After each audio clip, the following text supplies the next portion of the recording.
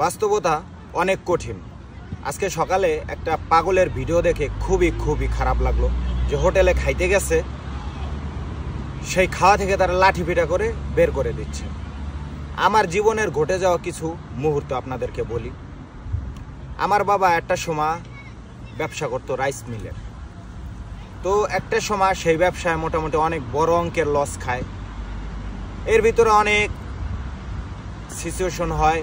তারপরে একটা সময় আমি যখন বড় হই তখন আমার বাবা একটা চাউলের দোকান দেয়। চাউলের দোকানের পাশাপাশি একটা মুদির দোকান ছিল আমাদের। তো সেই মুদির দোকানে কিছুদিন যাওয়ার পরে একটা পাগল আসতো, রাস্তার একটা পাগল মুদির দোকানের সামনে এসে বসতো। তো বসার পরে সেই পাগলকে দেখে অনেক কাস্টমার আসতো না। যেমন আমাদের গণ্যমান্য ব্যক্তি আছে এলাকার, আর আমাদের দোকানটা ছিল হচ্ছে গিয়ে প্রপারে বিজনেস সেন্টারে। তো গণ্যমান্য ব্যক্তিগুলা মানে অগোচরে কথা বলতো যে ওদের দোকানে যাওয়া যাবে না, ওদের দোকানে গেলে পাগল, এইটা সেটা হানতান, অনেক কথা বলতো। তো এইগুলা একটা সময় আমাদের কানে আসে। তা আসার পরে আমার বাবাকে আমি এইগুলা শেয়ার করি। তো শেয়ার করার পরে আমার বাবা একটা কথাই বলছিল যে এই পাগলার সাথে যদি কোনো কাস্টমার না আসে, আমার যদি বেচাকেনা বন্ধও হয়ে যায়, কোনো সমস্যা নাই, দেওয়ার মালিক আল্লাহ, রিজিকের মালিক আল্লাহ।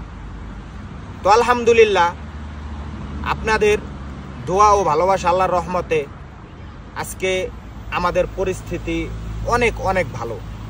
তো যারা পিছে যারা ব্যাড কমেন্ট করতো তাদের পরিস্থিতি দেখতে পাইছি বা দেখছি বা এখনো তারা আছে। একটা কথা কি, কিছু সময় আল্লাহ তাআলা পরীক্ষা করে, সেই পরীক্ষায় পাশ হওয়ার দায়িত্বটা আপনার, অন্য জনের না।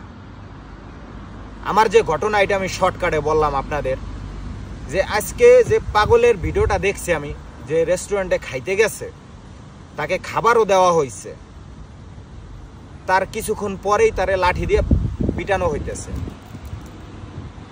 একটা রাস্তার পাগল ভাই, আল্লাহ তাআলা যেমন দিতেও পারে তেমনটা নিতেও পারে।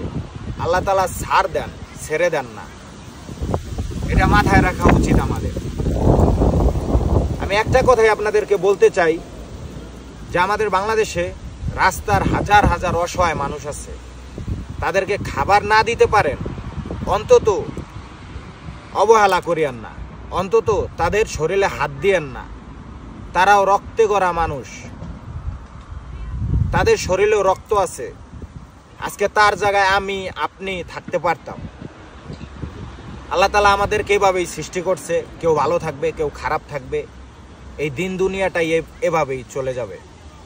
এর জন্য এইটা না যে খারাপ আছে তারা লাঠি দিয়ে পিটাইতে হবে। সে পাগল মানলাম, একটা পাগলে কখন কি করে কেউ বলতে পারে না। তাকে বুঝাইতে হবে, তার ভালো কি মন্দ কি বুঝাইতে হবে। বুঝানোর পরে সে যদি না বুঝে, তারে ধৈর্য বাহিরে দিয়ে আসতে হবে।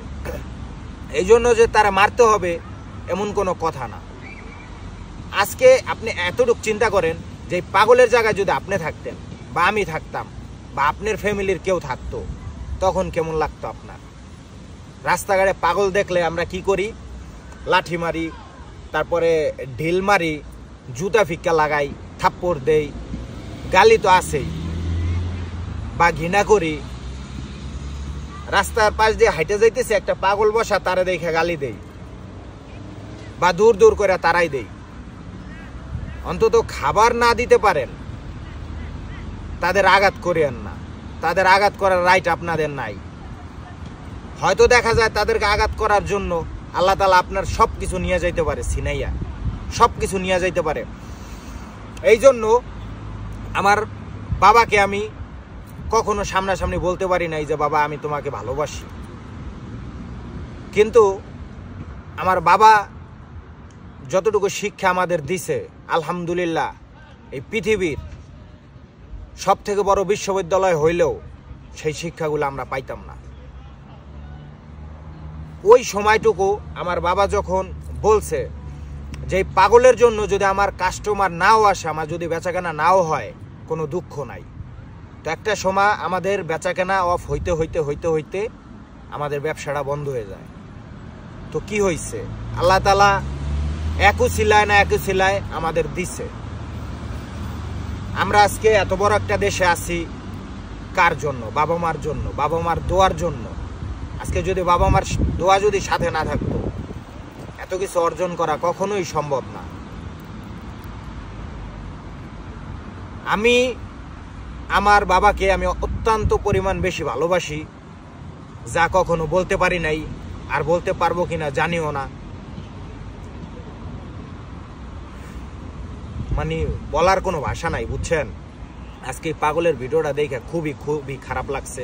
আপনাদের কাছে হাত জোর করি, আপনারা রাস্তাঘাটের পাগল দেখা কেউ ঢিল মারিয়েন না, কেউ আঘাত করবেন না। যদি পারেন খাইতে দেন, আর যদি না পারেন খাইতে দেওয়ার দরকার নাই, বুঝছেন? এতটুকুই আমার বলার। সবাই ভালো থাকবেন, সুস্থ থাকবেন, আমাদের জন্য দোয়া করবেন। আসসালামু আলাইকুম।